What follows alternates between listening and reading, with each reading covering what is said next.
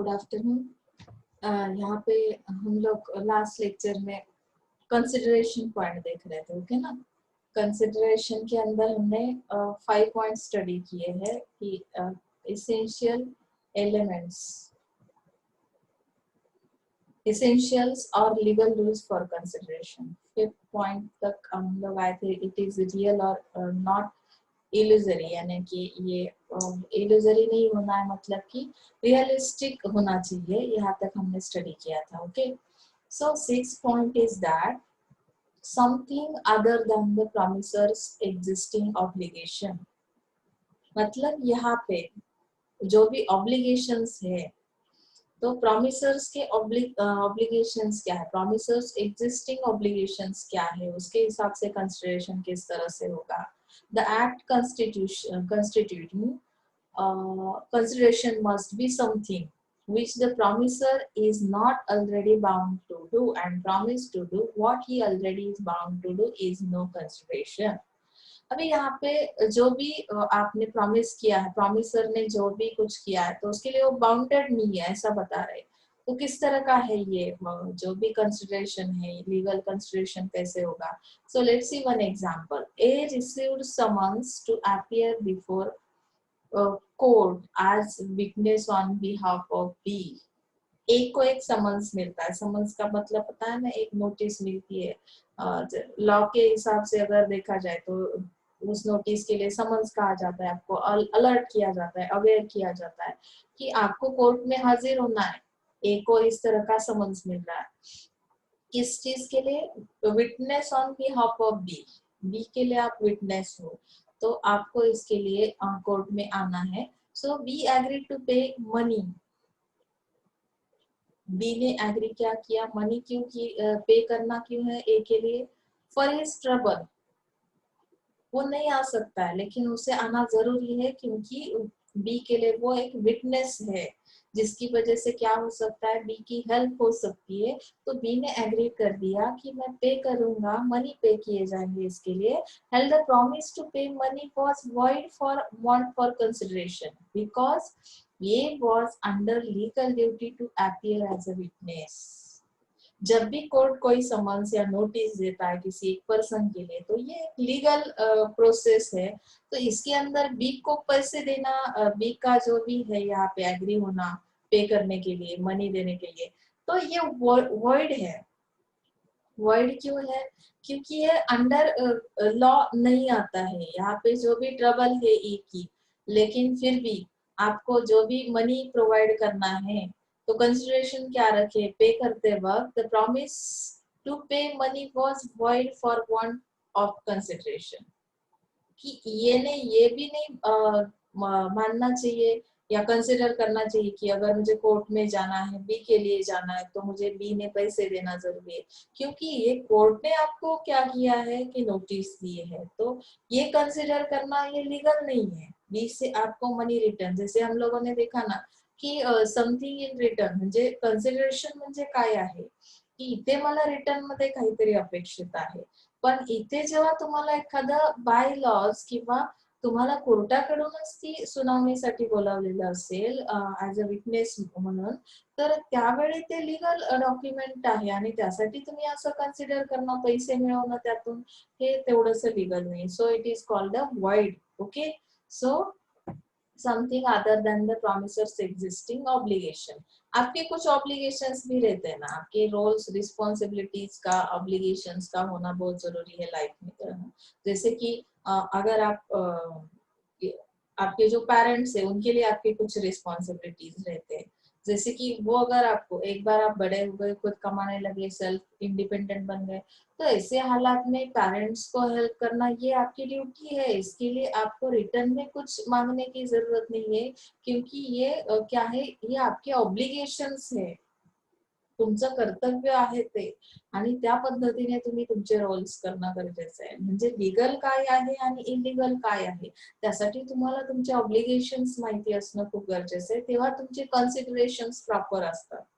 Otherwise consideration proper केव्हा नसतात किंवा वॉइड केव्हा असतात, तर जेव्हा तुम्हाला तुमच्या ऑब्लिगेशन्स बद्दलच माहिती नसतं, जेव्हा तुम्ही एक्सपेक्ट करता की नाही की टीचरने माझ्यासाठी हे केलं पाहिजे, त्यावेळी ऍज अ स्टुडंट म्हणून मी माझे रोल आणि रिस्पॉन्सिबिलिटीज, माझे ऑब्लिगेशन्स लक्षात ठेवणं खूप गरजेचं असतं. ते जर तुम्ही विसरून गेलात, तुमचा रोल विसरलात, तर टीचर सुद्धा त्यांच्याकडून तुम्ही काही एक्सपेक्ट करू शकत नाही. आता ही गोष्ट सोडा की टीचर्स तेवढं माइंड करत नाही, पण इथे प्रत्येक पार्टीने आपला रोल आणि ऑब्लिगेशन समजून घेणं खूप गरजेचं आहे. So that is legal or valid. Okay ना? सो 7th point is that lawful consideration must be lawful. कुठलंही कन्सिडरेशन ते कायदेशीर असलं पाहिजे. उगाच फुकट आपण काय करतो की विनाकारण एखाद्याला पार्टी मागतो. ही सवय फार असते बघा, कॉलेज लाईफ मध्ये तर फार असते. थोडं काही झालं की पार्टी, लगेच पार्टी अरेंज करा. किंवा ठीक आहे, एन्जॉयमेंट म्हणून एखाद्या वेळी एखाद्याकडून पार्टी घेणं किंवा काहीतरी तेवढं बिग अचीवमेंट असेल. काय केटीचा पेपर सुटला म्हणून पण पार्टी घेतात. मुळात तो केटीत राहिलाच कशाला होता, किंवा ते फार मोठी अचीवमेंट नाहीये, किंवा ठीक आहे त्याच्यासाठी ती फार मोठी असेल, पण काही गोष्टी फार इलिगली आपण करतो, कन्सिडर करतो की कुठल्याही गोष्टीसाठी मला काहीतरी रिटर्न्स मिळाले पाहिजे. ओके ना? सो इथे लॉफुल कन्सिडरेशन्स असले पाहिजेत. Okay, so kinds of consideration. आता कुठल्या काइंड्स आहेत कन्सिडरेशन मध्ये? प्रेझेंट कन्सिडरेशन और executory consideration. It is something which gives a forborne suffer simultaneously to the promise made. Example cash sales. म्हणजे प्रेझेंट कन्सिडरेशन काय आहे, तुम्हाला काय एक्झिबिशन तुम्ही करणार आहात, कन्सिडरेशन काय आहे की तुम्ही काय करताय, नक्की बिझनेस आहे किंवा काय आहे. तर सेल्स जो केला जाईल तो कॅश मध्ये असला पाहिजे. म्हणजे तुम्ही मार्केटमध्ये आहात, मार्केटर आहात आणि तुम्हाला काहीतरी सेल करायचंय, तर तुम्हाला कुठलीही उधारी ठेवायची नाही. हे कन्सिडर तुम्ही केलेलं आहे, ते प्रेझेंट कन्सिडरेशन आहे तुमचे. एक्झिक्युटरी कन्सिडरेशन, जी काही ऍक्ट केली जाईल ती कशाच्या बेसवर असेल? कॅश सेल्स मध्ये, कॅश मध्ये सेल केला जाईल. पास्ट कन्सिडरेशन काय सांगतात की सिच्युएशन बघा, आता makes a past act or forbearance that was completed before the contract was made. म्हणजे कॉन्ट्रॅक्ट बनण्याच्या अगोदरच तुम्ही ती ऍक्ट केलेली आहे. Let's see one example. A lost his wallet. B finds the same and returns it to A. आता A ने त्याचं वॅलेट विसरलं, कुठेतरी हरवलं. B ने ते रिटर्न केलं त्याला सापडल्यामुळे. A fortnight later A promised to reward of ₹1,000 to B. नंतर काही दिवसानंतर A ने काय प्रॉमिस केलं की B ला काहीतरी बक्षीस दिलं पाहिजे, त्याने ते रिटर्न आणून दिलं तर ₹1,000 असं. That means the consideration for A's promise to pay is a past consideration. Past में जो एक्ट हुआ था उसके लिए A ने क्या कर दिया कि प्रॉमिस दे दिया कि इसके लिए रिवॉर्ड देना बहुत जरूरी है. जैसे हम लोग देते हैं ना, हमारी कोई भी चीज अगर कहाँ पे भी गुम हो जाती है और कोई अगर रिटर्न लाके देता है, बहुत हम खुश हो जाते हैं और उसके लिए हम कुछ ना कुछ इनाम देना चाहते हैं. इस तरह का मतलब कि जो चीज, जो थिंग्स पास्ट में हुए थे उसके लिए आज आपने रिवॉर्ड दे दिया. That means past consideration. Is that clear? Next, future consideration और एग्जीक्यूटरी कंसिडरेशन. अभी यहाँ पे एग्जीक्यूटरी कंसिडरेशन में आपको क्या बताया? It is one which is made in the future. अभी फ्यूचर के लिए प्रॉमिस दे रहे हैं, the promise to be perform on future date. आपने प्रॉमिस फ्यूचर के लिए दिया है. तो जैसे for example credit cards, in future आप पे करोगे ना. क्रेडिट कार्ड आज यूज कर रहे हैं हम लोग. एग्जीक्यूटिव कंसिडरेशंस क्या है, फ्यूचर कंसिडरेशंस क्या है? तो हम लोग अभी क्या करेंगे, परचेज करेंगे, और क्रेडिट का इस्तेमाल करके हम लोग क्या करेंगे, फ्यूचर में क्या करेंगे, वो कंसिडरेशन के हिसाब से, फ्यूचर कंसिडरेशन के हिसाब से पे किया जाएगा. इल्यूजरी कंसिडरेशन में क्या आता है? What is mean by illusory consideration? तो consideration for a promise is illusory when it is subsistent merely in words. Subsist merely in words when it is physically or legally impossible to perform a promise. That means, for example, A agrees to coach B to pass the forthcoming exams. A ने agree किया, B कौन है? Coach है, जिससे आपने, ए party ने agree किया कि आने वाले एग्जाम्स में मैं पास कर लूंगा. B promises to give A whatever he wants. A को जो भी चाहिए वो कब मिलेगा, जब A क्या करेगा कि forthcoming एग्जाम्स जो है वो पास आउट किए जाएंगे. That means it is illusory consideration. यहाँ पे क्या है कि ये रियलिस्टिक है नहीं. शायद आप वो काम करोगे भी, एग्जाम पास होंगे भी या नहीं भी, अगर किए भी तो भी बी प्रॉमिस, बी कोश जो है वो प्रॉमिस के लिए रेडी रहेगा या नहीं रहेगा ये भी हम बता नहीं सकते. That means this considerations is not a realistic, that means it is a illusory. Okay ना. कभी कभी बहुत बार लोग बहुत सारे प्रॉमिसेस दे देते हैं और कभी उसके लिए ध्यान भी नहीं देते. आगे जाके फ्यूचर में अगर हम वही काम लेके उनके पास जाते हैं तो बहुत बार ध्यान नहीं दिया जाता. तो ये जो कंसिडरेशन है ना, जैसे मैंने एडमिशन के वक्त भी आपको बताया था कि जो भी आप करोगे 12th स्टैंडर्ड के बाद तो आपको बहुत सोच समझ के डिसीजन लेना है. इंडिपेंडेंट डिसीजन होना चाहिए. कंसिडरेशन क्या है कि आज आपने किसी रिलेटिव ने आपको बताया कि मैं आपको जॉब लगा दूंगा, आप ये करो वो करो, ये कोर्स करो वो कोर्स करो. लेकिन अगर आपको ये नहीं है, कॉन्फिडेंस नहीं, खुद पे कॉन्फिडेंस नहीं है, आप किसी दूसरे के ऊपर डिपेंड रह के अगर अपना करियर चूज कर रहे हो, 3 साल के बाद अगर ग्रेजुएशन के बाद उन्होंने उनका प्रॉमिस नहीं कंप्लीट किया, that means it is illusory considerations. Is that clear ना. सो हमें यहाँ पे ये देखना भी बहुत जरूरी है, kinds of consideration. 4th point के बाद आता है 5th point, unlawful consideration is one that it is not permitted by law. Law इसके लिए परमिशन नहीं देता, इस तरह का कंसिडरेशन नहीं रखना है. तो इन्होंने यहाँ पे एग्जांपल भी बहुत जॉली एग्जांपल दिया. ए प्रॉमिसेस टू पे ₹50,000 टू बी. ए ने प्रॉमिस किया, बी को कितना पे कर रहा है, वो 50,000. Don, if B is able to recover ₹5 lakh from C.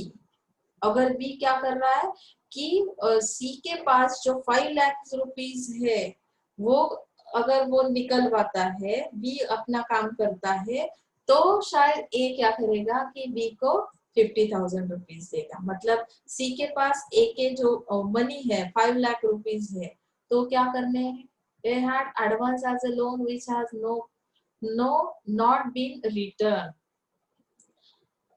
म्हणजे एने जो काही ऍडव्हान्स म्हणजे लोन साठी जो काही ऍडव्हान्स दिलेला आहे, तर तो त्याला काय करायचा आहे, सी कडून परत घ्यायचा आहे. पण तो सी कडून कसा घेणार आहे, रिकव्हरी कशी करणार आहे की एने बी ला त्याच्यासाठी 50,000 रुपयांचं काय दिलेलं आहे की ज्याला आपण म्हणतो प्रॉमिस दिलाय, पण ती एक प्रकारे लाच देण्यासारखं आहे.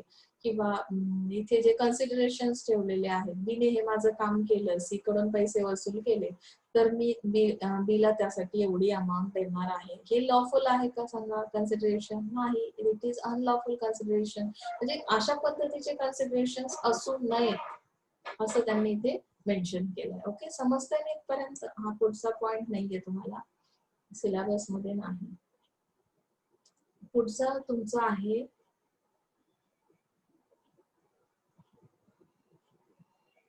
Free consent. अतिशय छान आहे. म्हणजे मी तुम्हाला जसं सांगितलं की दोन्ही पार्टींची त्यामध्ये कंसेंट म्हणजे संमती असली पाहिजे. दोनों पार्टीज का यहाँ पे एग्री होना बहुत जरूरी है. An agreement satisfying, let's see the introduction. An agreement satisfying all the conditions. See, agreement satisfying all the conditions may still not be valid if there is a flaw in the consent of one or both the parties. So consent means what? Two or more parties are said to be consent when they agree upon the same thing in the same sense. दोनों parties का agree होना, यहाँ पे consent होना मतलब agree होना किसी चीज के लिए. तो एग्री अपॉन सेम थिंग, यानी कि कोई भी एक थिंग हो सकती है, कोई भी एक चीज हो सकती है, इन द सेम सेंस. दोनों के सेम सेंस होना जरूरी है.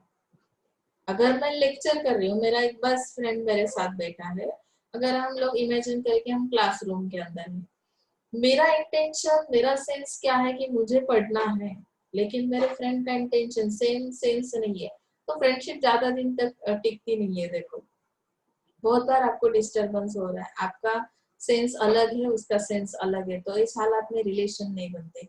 दोनों पार्टीज का सेंस सेम होना चाहिए, तब जाके फ्रेंडशिप बनती है, और सेम थिंग के लिए वो सेंस होना चाहिए। अलग अलग चीजें नहीं, यहाँ पे एक चीज के ऊपर आपका इंटेंशन क्या है दो पार्टीज का, आप उसमें एग्री हो तो ही शायद यहाँ पे रिलेशन भी बनता है, और जो कंसेंट है वो भी यहाँ पे रहती है।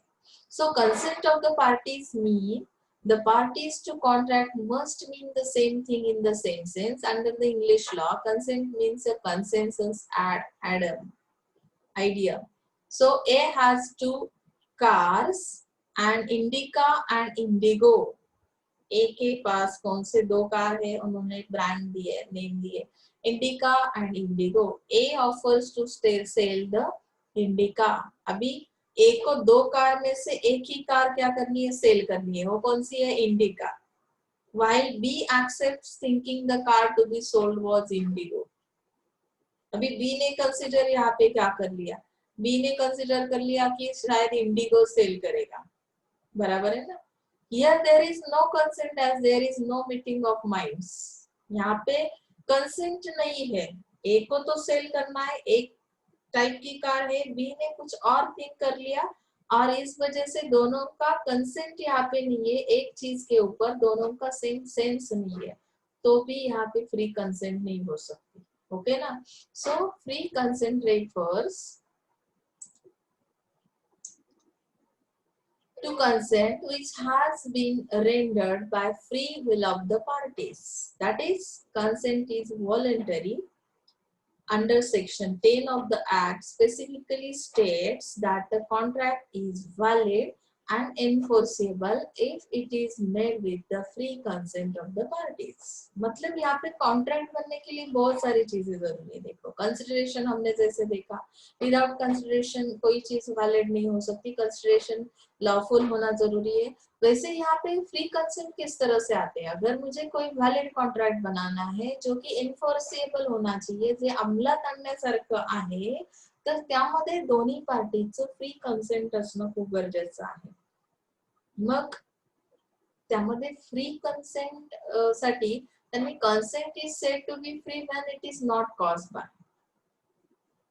कंसेंट कब फ्री रहते हैं, कौन सी फैक्टर्स मतलब उस पे इम्पैक्ट करते हैं।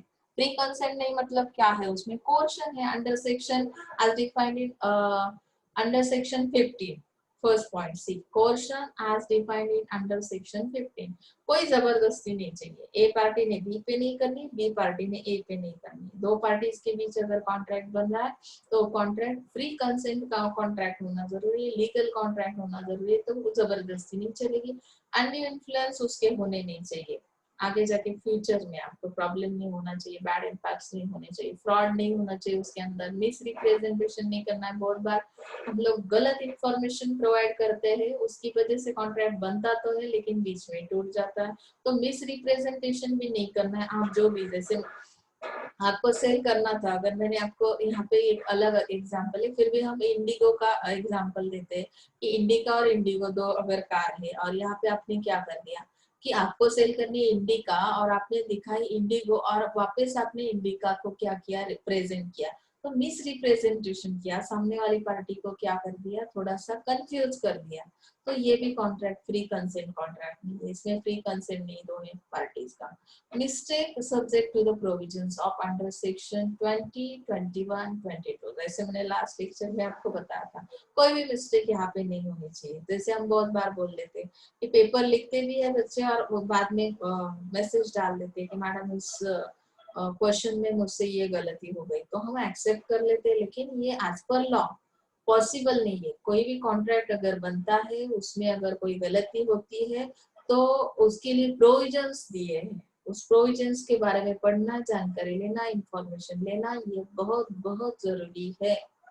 अदरवाइज क्या होता है कि गलती से मिस्टेक हो गई और एक्सेप्ट कर ली, सामने वाली पार्टी उतनी अगर अंडरस्टैंडेबल है या कैपेबल है तो शायद पॉसिबल है कि आपका कॉन्ट्रैक्ट आगे भी चल सकता है, लेकिन यहाँ पे अगर मिस्टेक हुई है तो किस चीज की मिस्टेक है, मिस्टेक के लिए क्या प्रोविजन है, उसके बारे में आपको पता होना बहुत जरूरी है।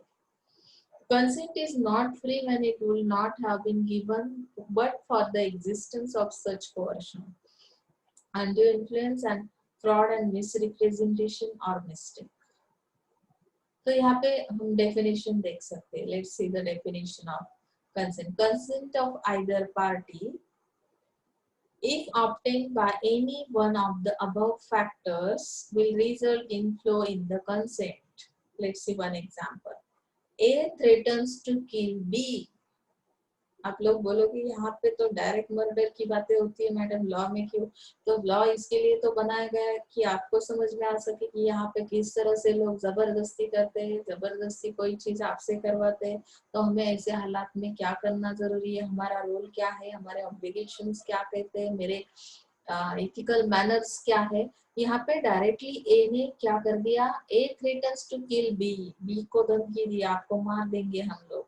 ए ने बताया बी को. If B does not transfer his property to him A, अगर B ने उसकी प्रॉपर्टी A के नाम पर नहीं की. यहाँ पे A और B कोई भी हो सकता है, दो भाई भी हो सकते हैं, दो बहनें भी हो सकती है, कोई भी हो सकता है, कोई भी रिश्तेदार हो सकता है या पड़ोसी भी हो सकता है. जबरदस्ती करनी तो इसके लिए तो जरूरी नहीं, कोई भी हो सकती है पार्टी. तो A पार्टी जो है उसने घबराया, मतलब कि A ने डराने का काम किया B को. अगर वो B ट्रांसफर नहीं करेगा प्रॉपर्टी तो क्या किया जाएगा, मार दिया जाएगा. अभी भाई बोलोगे कि मारने की ही धमकी दी है तो क्या करेंगे हम ऐसे हालात में. B agrees to transfer the property. B ने ऐसे हालात में जो प्रॉपर्टी है वो ए के नाम तो कर दी. The consent is not free as it was induced by coercion. यहाँ पे जो भी परमिशन मिली है, जो भी एग्रीमेंट हुआ है, जो भी कॉन्ट्रैक्ट दोनों के बीच हुआ है, उसके अंदर क्या है, कोर्शन है. तो फ्री कंसेंट है क्या यहाँ पे, दोनों पार्टीज का नहीं है. बी ने तो डर के ये एग्रीमेंट साइन किया है, प्रॉपर्टी ट्रांसफर की है, तो फ्री कंसेंट तो है ही नहीं. ओके ना. सो फ्री कंसेंट का मीनिंग आपको समझ में आया कि ये जो फैक्टर्स है इसके ऊपर किस तरह से इम्पैक्ट करते हैं, समझे ना. तो आगे चलते हैं हम लोग. कोर्शन. कोर्शन अभी अगर देखना है तो कोर्शन ये जो टर्म है, और duress means putting a person under fear. आपको डराया जाता है कोर्शन के अंदर. जबरदस्ती करते हैं, मतलब क्या करते हैं, चाकू दिखाते हैं, कोई चीज ऐसी जिससे हम डरते हैं. बहुत सारे लोग कॉकरोच से भी डरते हैं. तो इस तरह से भी क्या किया जाता है की एक आपके माइंड के अंदर तुमच्या मनातली भीती दिली जाते आणि त्यानुसार तुमच्याकडून काम करून घेतलं जातं. त्यामुळे म्हणजे काय होतं ते ऑटोमॅटिकली आपण काय बोलू शकतो, जबरदस्ती होते. Here the consent of person to a contract is obtained by threatening or pressure. आपके ऊपर प्रेशर डाला जाता है, आपको घबराया जाता है, डरावनी कोई चीज दिखाई जाती है जिसकी वजह से वो जो सामने वाली पार्टी है वो क्या करती है, कॉन्ट्रैक्ट बनाती है. तो कोर्शन मीन्स व्हाट, कमिटिंग और threatening to commit any act forbidden by the Indian Penal Code or the unlawful detaining or threatening to detain any property to do to the prejudice of any person whatever with the intention of causing any person to enter into an agreement. यहाँ पे person का intention क्या है, किस तरह का agreement मुझे करना है. तो यहाँ पे कमिटमेंट मैंने जो ली है, कमिटमेंट लेते वक्त मैंने किसी और पार्टी को क्या किया है, अनलॉफुल डिटेनिंग है under Indian penal code. And वो क्या कहता है, लॉ क्या कहता है कि ये अनलॉफुल है किसी को डरा धमका के किसी की प्रॉपर्टी लेना या किसी के ऊपर प्रेशर डालना. ये इस तरह का इंटेंशन अगर कोई एक पार्टी का है जो तो एग्रीमेंट जो बनता है, that is called coercion. Okay ना, समझ में आ रहा है यहाँ पे. So let's see the essentials of coercion. अभी यहाँ पे हम देख सकते हैं कि जो कोर्शन है उसके लिए कौन से इसेंशियल्स कौन से हैं कि जिसकी वजह से ये कोर्शन किया जाता है. कमिटमेंट और threatening to commit an act. Let's see this diagram. First point, the act is forbidden by IPC, may be exercise over person or property, exercise by contracting party or by third party, or intention of causing the other party to enter into a contract. अभी हम one by one explanation देखेंगे। इसमें बहुत interest है, मतलब कि अगर हमें ये सारी चीजें पता है तो हम रियल लाइफ में इसे इम्प्लीमेंट कर सकते हैं। इम्प्लीमेंट कर सकते हैं मतलब जो समझा है वैसे के वैसे नहीं, कोर्शन नहीं करना है यहाँ पे कि कोर्शन की वजह से लॉफुल होना चाहिए, हर चीज लॉफुल होनी चाहिए, ये तो हमें समझ में आ रहा है। तो हमारा जो बिहेव है, हमारे जो एक्ट है, जो परफॉर्मेंस है, लॉफुल होगा। ओके ना, यहाँ पे जो चीजें अवॉइड करनी है उसे अवॉइड ही करना है, उसे ध्यान में नहीं रखना है। जो एग्जाम्पल्स दिए, नहीं तो आप बोलोगे कि मैडम इस तरह से भी तो हम कॉन्ट्रैक्ट करवा सकते हैं ना, किसी को घबरा के या किसी को डरा धमका के हम क्या कर सकते हैं कॉन्ट्रैक्ट कर। तो ये चीजें नहीं करनी, इसे अवॉइड करना है, ये लॉ ने बताया। बहुत बार हम मूवी देख के आते, मूवी देखने के बाद उसमें से मुझे क्या लेना चाहिए था, मैसेज क्या मिल रहा है, वो मैसेज छोड़ के हम गलत मैसेज लेते हैं जो कि नहीं लेना चाहिए। तो हमें उसमें से क्या लेना है वो समझ में आना बहुत जरूरी है। आपकी अंडरस्टैंडिंग पावर किस तरह की है, मेरे लिए क्या जरूरी है। मैंने बिजनेस लॉ सीखा तो लॉ ने तो डराना धमकाना सिखाया, ऐसे आप बोलोगे और आगे जाके मेरा नाम मत लेना कि ये मैडम हमें सिखा रहे थे, उन्होंने तो बताया कि इस तरह से भी तो कॉन्ट्रैक्ट बनते, तो ऐसा बिल्कुल नहीं करना। So let's see the essentials of coercion. Okay, so committing और threatening to commit any act.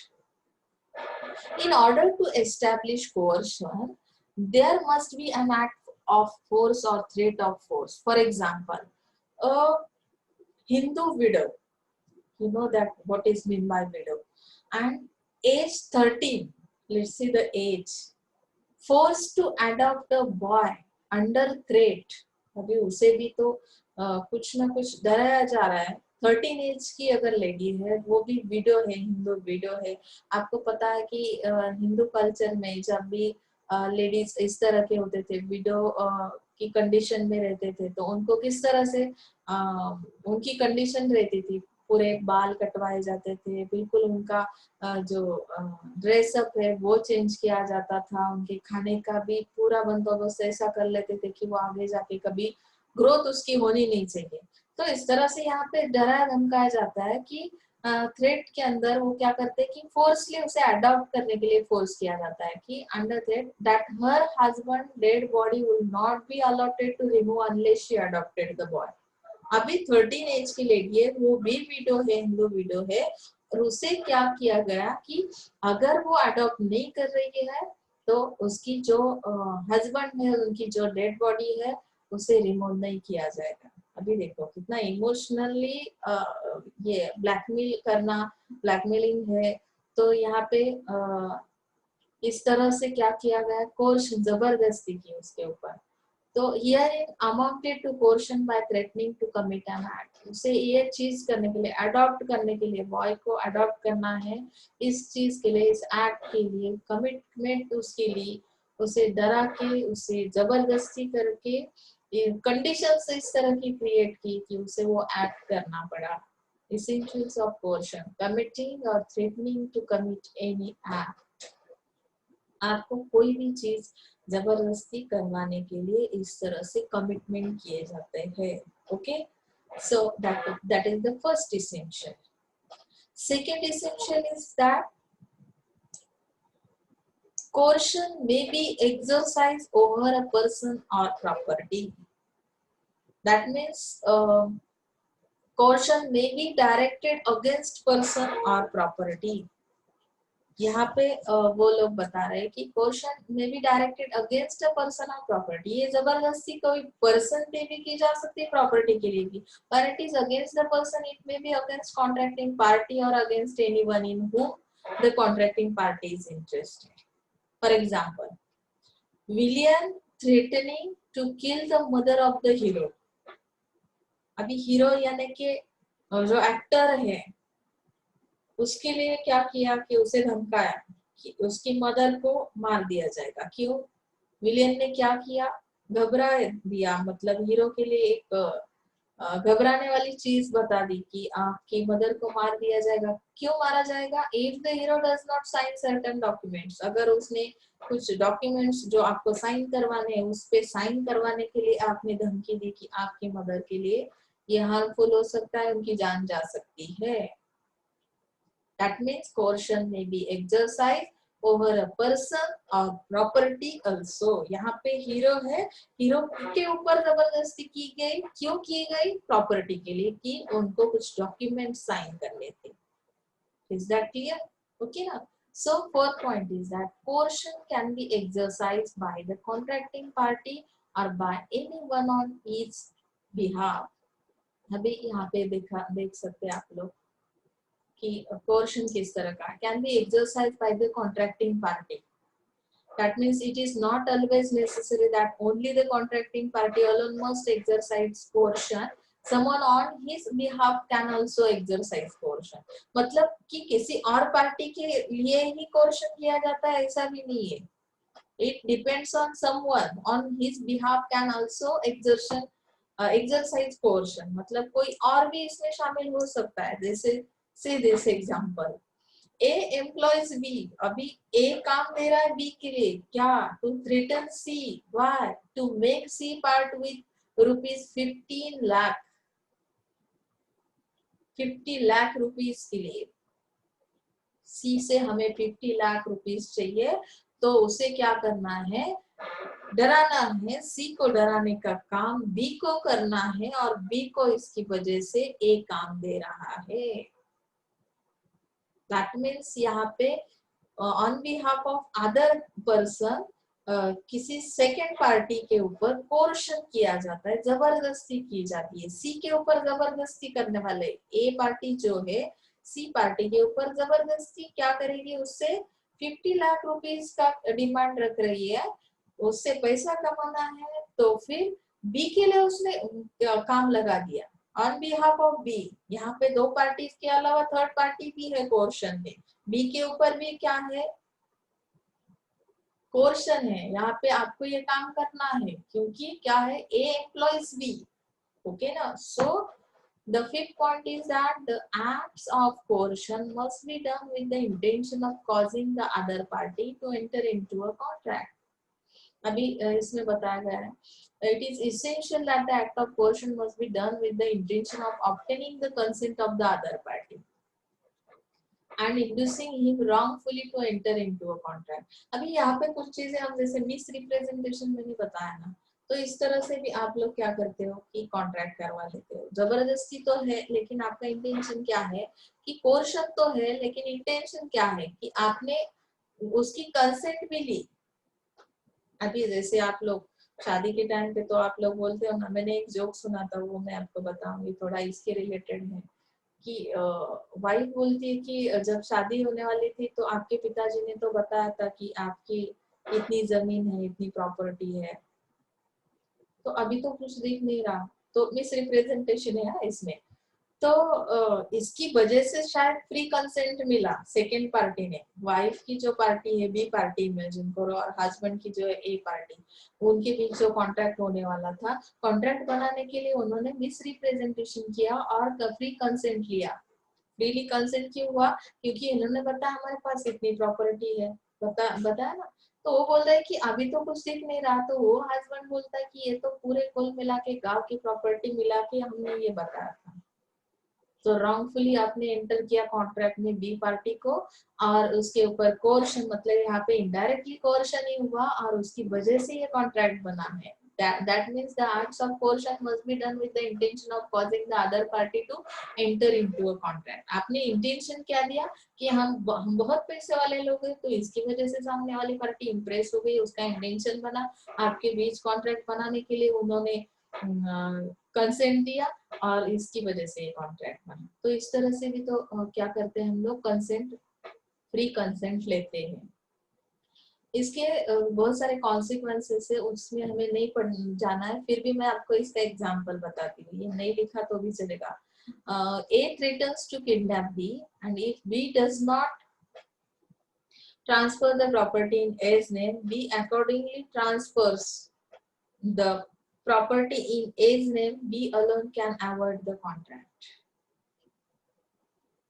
अभी यहाँ पे क्या है? A threatens to kidnap B. B को किडनैप किया जाएगा. A ने कहा, डराया यहाँ पे. If B does not transfer the property in A's name, B की जो प्रॉपर्टी A के नाम पे होनी चाहिए, अदरवाइज बी को किडनैप किया जाएगा। देखो हाँ, अभी कैसे है, जबरदस्ती है ना। B accordingly transfer the property in A's name, because of that threatening B ने क्या काम कर दिया कि अपनी प्रॉपर्टी ए के नाम पे कर दी। That means B alone can avoid the contract. यहाँ पे बी ने कॉन्ट्रैक्ट अवॉइड किया है, कॉन्ट्रैक्ट नहीं किया कोई भी, जबरदस्ती वो कॉन्ट्रैक्ट करवाया गया है। ओके ना। सो यहाँ पे कोर्शन आपको समझा है।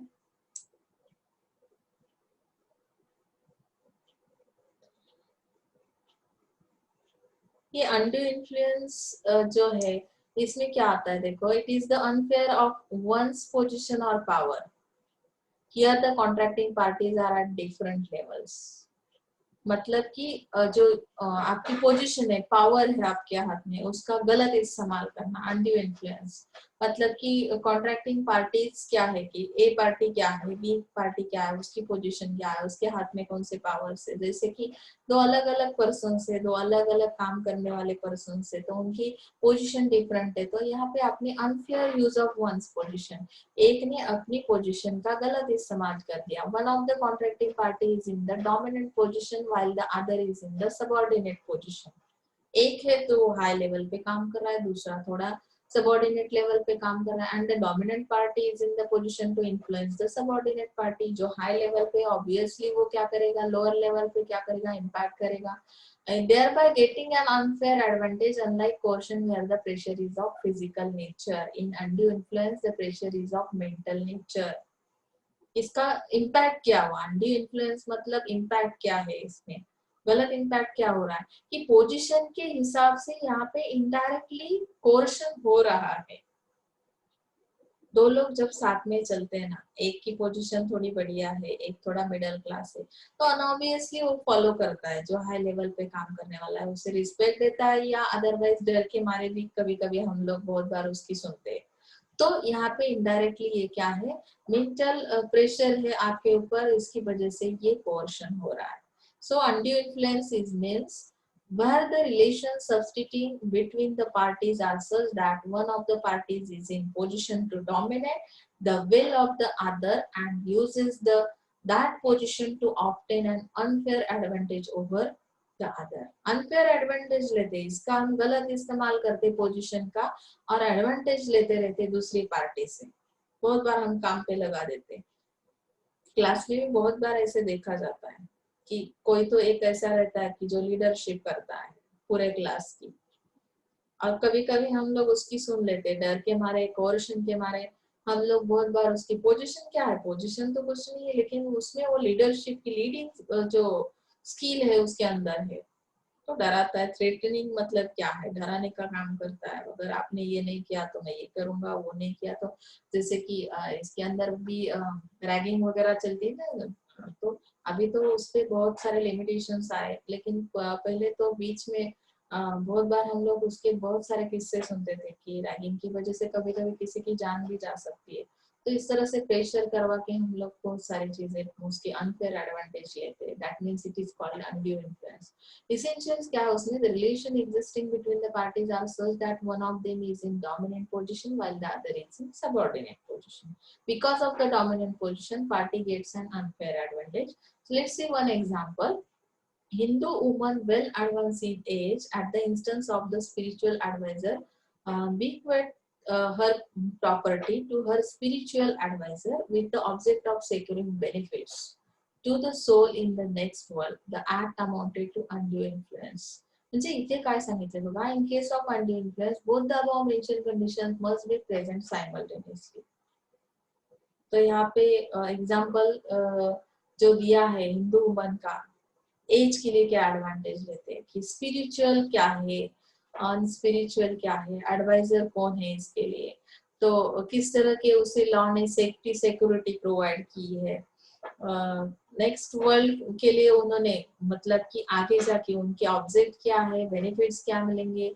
The act amounted to undue influence, उसकी वजह से बहुत ज्यादा, अगर हम लोग बहुत बार ऐसा देखते हैं हम लोग कि ज्यादा सेफ्टी सिक्योरिटी मिलने की वजह से भी गलत इस्तेमाल किया जाता है। लेडीज अगर है, लेडीज के लिए बहुत राइट्स दिए हैं, लेडीज के लिए कुछ फैसिलिटीज भी दिए हैं, बस में भी अगर जा रहे हैं तो उनके लिए सीट्स बुक किए हैं, वुमन्स के लिए म्हणजे महिलांचे कायदे खूप स्ट्रॉंग आहेत बघा.